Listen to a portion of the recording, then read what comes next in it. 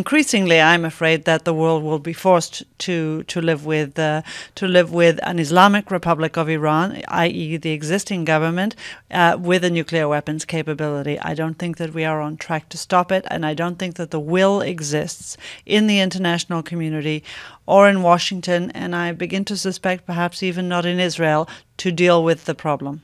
The red lines have shifted constantly. So what we've heard from the beginning, and I've been working on this issue for many, many decades, we've passed every single red line that the international community, that the United States and Israel have set out with no response. If I were an Iranian, I would think to myself that the world is bluffing. If I were an Iranian and I looked at North Korea, I would doubly think that the world is bluffing. That's the problem that I see. Not only do Iranian nuclear advances make it less likely that we would have an attack, I think that they also make it less likely that we can have a successful attack. After all, our aim here is to ensure that Iran does not have a nuclear weapons capability, not to have any pleasure from some sort of military action, and so if that is our aim, then I think we are receding from it. If you had to pin it down, that most Iranians are disgruntled with their government, not because of the pursuit of a nuclear weapons program, but because the Ahmadinejad in particular, although his predecessors as well, have so royally screwed up the Iranian economy. There's just no more elegant way to put it. So I don't believe that to be the case. I also think that we need to recognize that consistently we have understood, not just from polls, but from speaking to Iranians, that in fact they believe that they should have the right to a nuclear weapon should they want one. We don't spend a lot of time talking about the Indian nuclear weapon program. We don't spend a lot of time talking about a possible Israeli nuclear weapons program. That is because we believe that these are responsible governments that are going to act carefully and steward any nuclear weapons capability they have very carefully. We do not believe that about this Iranian government. If there were a different one in place, it may be that the world would view the problem differently. That cyber warfare is a two-way street. Okay? We use it and the Iranians use it. They're not stupid, they're effective, they're capable, and they too can begin to try to destabilize our own systems, Israel, the United States, and others, through the same kind of cyber warfare with the help of Russia, with China, and with others.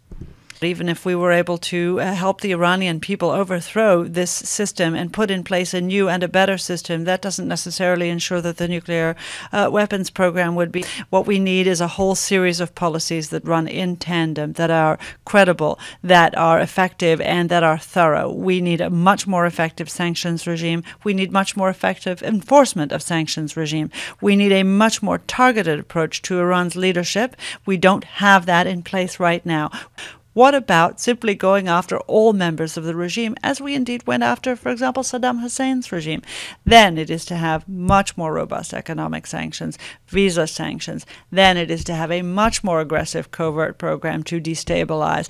Then it is to absolutely make clear the consequences to those who continue to support the Iranians, either tacitly or explicitly, like China, like Russia, and like some Arab states, that in fact they do have to make a choice between Iran and doing business with the rest of the world. It's great to say that the sanctions are starting to bite, but we are talking now about 15 years in. The Iran-Libya Sanctions Act in the United States passed in 1996.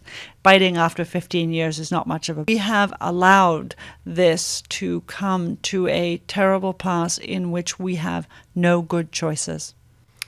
If there were to be military action, who should lead it? The UN, the US, Israel, the US and Israel together? Well, I mean, if we say the UN, we might as well also say Mickey Mouse. That's not going to happen. Part of the problem with the Iran challenge is that there are too many people talking too much, knowing not enough, and too few people who have the capability making the kind of decisions, the hard decisions that need to be made. There are lots and lots of me.